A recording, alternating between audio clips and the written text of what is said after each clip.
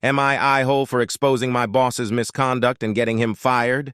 My name is Jenna, and I work as a project manager at a mid-sized tech company.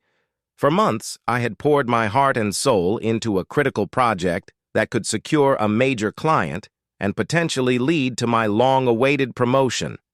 I was so close to the finish line, just a day away from presenting our proposal, when my boss, Mr. Carter, called me into his office. "Jenna, I've decided to reassign the project," he said nonchalantly.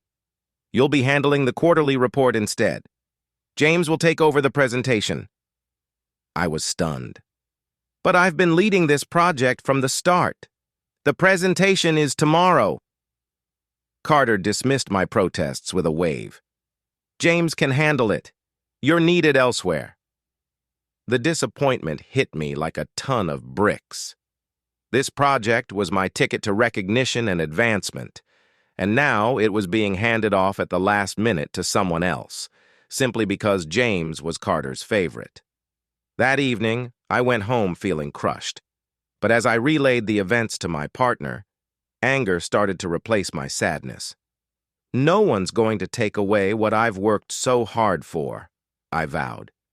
It was time for Carter to face the consequences of his favoritism and toxic leadership. Over the next few weeks, I meticulously documented every instance of Carter's unethical behavior. Here are 4 specific incidents that highlighted his mistreatment of me and others. 1. Credit theft. One of the most infuriating moments was when Carter took credit for my work during a team meeting. I had spent weeks developing a new software feature that significantly improved our product's performance. During the meeting, Carter presented it as his idea, barely acknowledging my contribution. When I tried to speak up, he quickly shut me down, saying, "Let's move on, Jenna.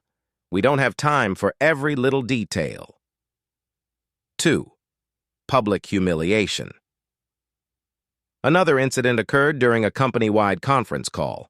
I had prepared a detailed report on our current project's progress.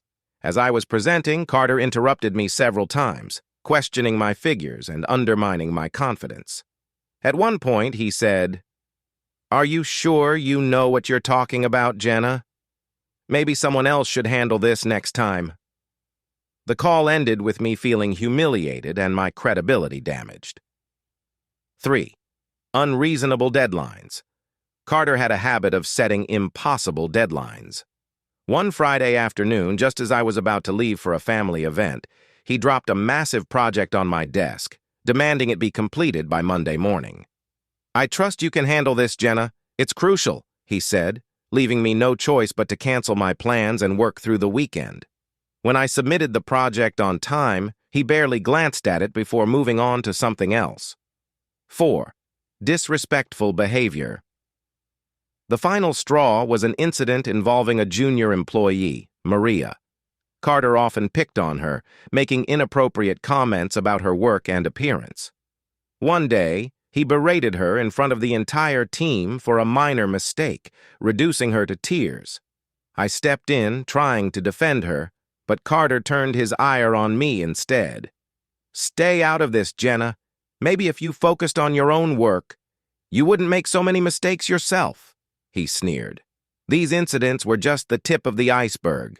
The more I observed, the clearer it became that Carter was a master manipulator who thrived on making others feel small. But I needed more than just a list of his current misdeeds. My background in IT gave me the skills to dig deeper. Late at night, after my partner had gone to bed, I scoured through old company records and Carter's digital footprint. That's when I struck gold. At his previous job, Carter had been involved in several shady deals, leading to significant financial losses for the company.